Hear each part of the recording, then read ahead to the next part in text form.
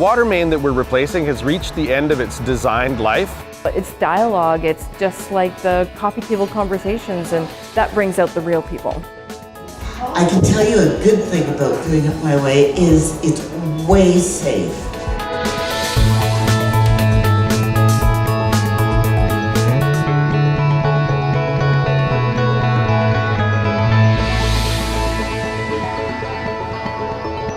Hi, I'm Dagmar Timmer and you're watching The Sustainable Region. In today's episode, we're talking about public engagement and how important it is to the work that governments do. At Metro Vancouver, providing opportunities for citizen engagement is a key part of maintaining a safe and reliable water system, one that meets the needs of a growing region. Metro Vancouver consults with municipalities, First Nations, stakeholders, and the general public when initiating major projects, such as the large water main being replaced in the district of North Vancouver. To continue to provide clean, safe drinking water, Metro Vancouver begins construction of the Capilano Water Main project in August 2015. Test digging was conducted in February in advance of the project, which includes relocating and replacing an aging and seismically vulnerable main, installing new valve chambers, and connecting the new main to the existing system. The water main that we're replacing has reached the end of its designed life. It's still in service, but we need to replace it as soon as possible. The existing main is situated underneath Capilano River Regional Park. It needs to be relocated under Capilano Road to reduce the risk of ecological impacts in the event of an earthquake. Capilano Road was deemed to be the best location. The new larger main will last 100 years and will accommodate the growing need for clean, safe drinking water across the region. This project will be in Capilano Road between the second week of August of 2015 and through till the end of the year. That's approximately 3.5 months. In that time, we'll be working our way down Capilano Road in 200-meter sections. Metro Vancouver realizes that the project is going to have an impact on the community. There's going to be traffic disruptions. We're working very hard to work with the community to minimize those impacts wherever we can. Construction will take place Monday to Saturday between 7 a.m. and 8 p.m. in order to complete the work as quickly as possible while still giving residents and businesses a break from construction at night and on Sundays. During the project, commuter traffic will be detoured along Mount Royal Boulevard to Highland Boulevard, then along Ridgewood Drive back onto Capilano Road. The route of the detour takes traffic past Canyon Heights Elementary School. There will be a lot more traffic going past that school than is the normal situation. We are working with the principal and the PAC at that school and also working with the North Shore Safe Routes to Schools Coalition. We're proposing to place 2 flag people at the school. One will act as a crosswalk guard and the other will aid traffic merging and pulling over to let kids out. We hope that there will be an RCMP officer as well. Metro Vancouver is also working with local businesses, as well as a church that will be affected by the construction. We've had a series of meetings with various stakeholders that we thought were going to be quite highly impacted, and that includes the Grousewoods Plaza businesses. There's a Chinese food restaurant and also a church. And we've met with all of them to discuss what their options are for getting their customers and the congregation of the church in and out. Metro Vancouver is committed to minimizing the impacts of the project, but there will be times when the driveways of residents or businesses may be temporarily cut off. What we're going to do is that 48 hours before somebody's driveway is going to be closed, we're going to notify them, and if it will be overnight, we will let them know, so that they can plan to either park somewhere else or perhaps rearrange their schedule so that they don't have to maybe make a trip that they were going to have to make. Metro Vancouver Community Liaison Officer Steve Billington will be on site for the duration of the project to listen to residents' concerns and to ensure open face-to-face communications. I'll be in the Upper Capilano area during the construction phase on a daily basis to ensure that the commitments that we've made to reduce impacts in this community are carried out by our contractor. We all love food. What's not to love? Until we're done with it. Hey! Then food scraps end up in our garbage. What? Food isn't garbage! Yeah, not garbage! 40% of what we throw away is food, but now food scraps have somewhere better to go. Put us in your green bin! Yeah, green bin! Food scraps can be turned into compost, and that's good for everyone. Yeah! Put your food scraps in your green bin so they can be composted. Food isn't garbage. Not garbage.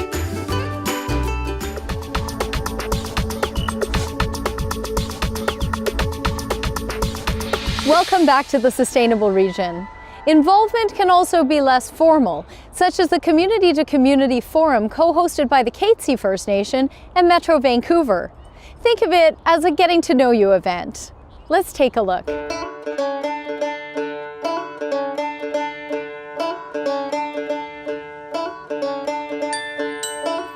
This is a community-to-community forum, and the object of this was to bring the two communities together. They will have an opportunity to meet and talk to Katzie First Nation individuals, and we're also going to have an opportunity to tell them a bit more about who Metro Vancouver is and what we do.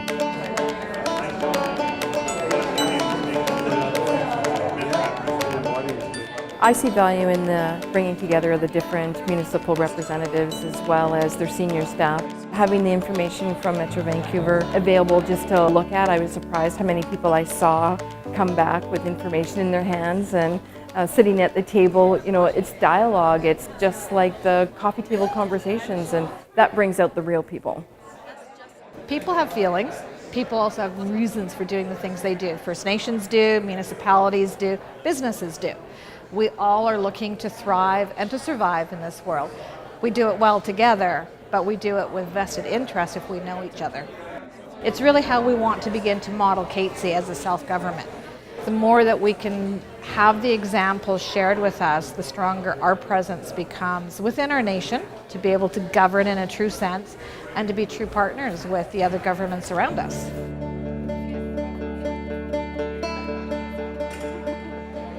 It's important for us to develop good working relationships. We have to get to know each other, our cultures, our differences, our backgrounds, in a way that will help us work together to common objectives and ends.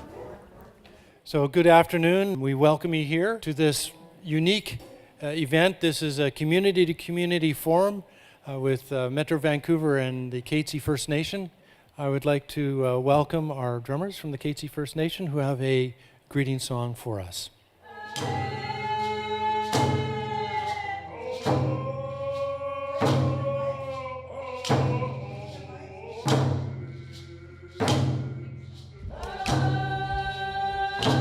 You forget that there's common ground and common objectives, so this kind of event just reminds us that even though we're not living a day-to-day relationship, there is a need to have a relationship. It's a really nice get-together and a group of people who really are working to solve one problem, and that is to all live together on the same land. Knowing each other and approaching and understanding that economic development isn't just about a municipality and it isn't just about a First Nation. It's saying together there are things that we can definitely achieve and say in this common goal we will both be better.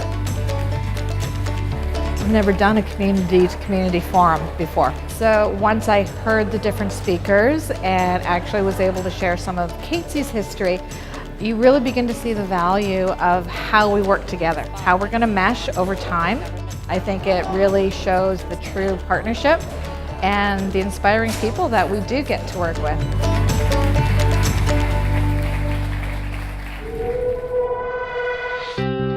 Metro Vancouver's award-winning video series highlights topics you may not consider when you think about living in our region.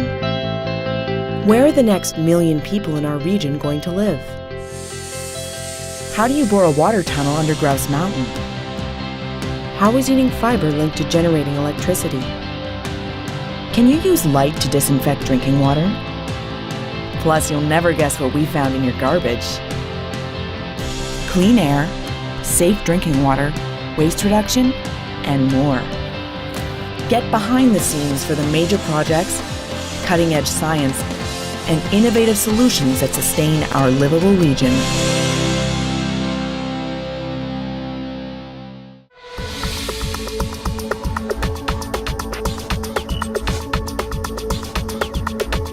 Welcome back. Of course, not everyone in Metro Vancouver is fortunate enough to have a clean and safe place to call home. The latest homeless count concludes that almost 2,800 people are without a home. They live on the streets, in shelters, and in transition houses. The Regional Steering Committee on Homelessness, administered in part by Metro Vancouver, has a long-term plan to end homelessness in our region. But in order to end it, we need to know just how big the problem is. That's why we have the homeless count. It's a huge job that involves literally hundreds of volunteers. The Metro Vancouver homeless count happens every 3 years, with the goal of finding out how many people in the region are without suitable housing. To gather the necessary data, hundreds of volunteers participated in the 2-day effort, searching for homeless individuals in the community and asking them questions about their current living situation, employment status, and health. To be done safely and effectively, the volunteers were trained in the best way to approach and talk with the people they interview. I can tell you a good thing about doing it my way is it's way safe. These volunteers received training from Judy Graves, a longtime advocate for the homeless in Vancouver. Have you talked to anybody from the homeless count yet today? Yes.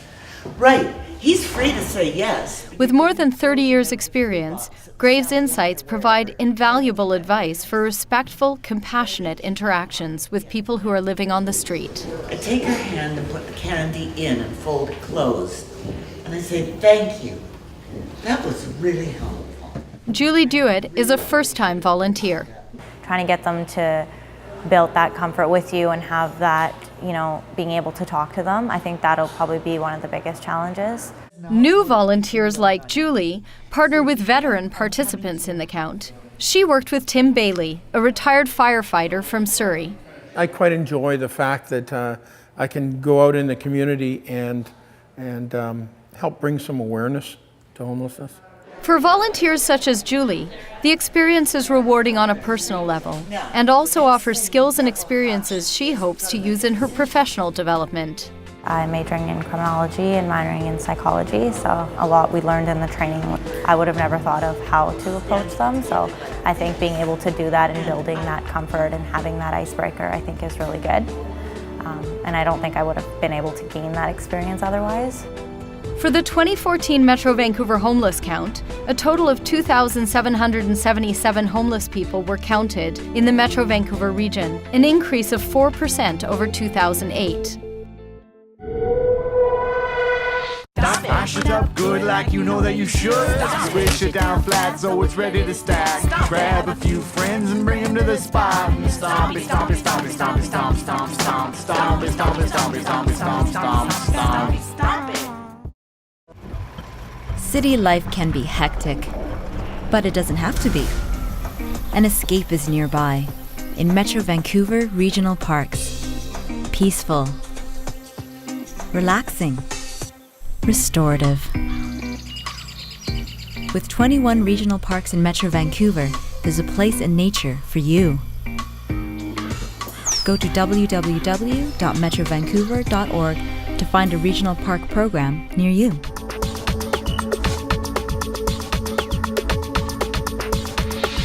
Welcome back. What are some other ways we could get involved in our community?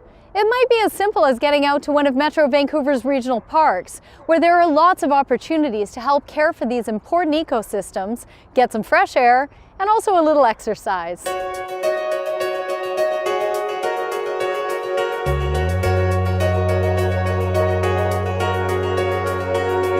Metro Vancouver regional parks are filled with a variety of ecosystems that contribute to making our region one of the most livable in the world. We have lots of parkland and we need help with it. Here's your chance to join the efforts of staff, researchers, park partners, and other volunteers to help maintain all we have by joining our ecological restoration team.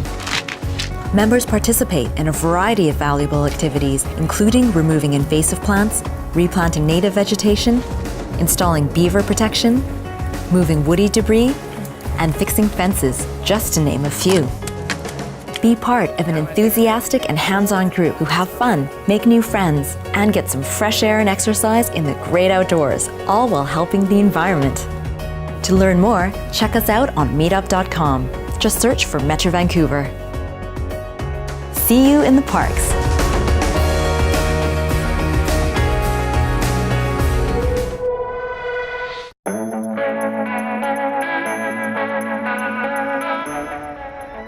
That's all we have time for today, but I hope that you're finding ways to be involved in your community as well. Remember that you can watch, comment on, and share these stories and more at our blog, metrovancouvervideos.org. For the Sustainable Region, I'm Dagmar Timmer. Thanks for watching and see you next time.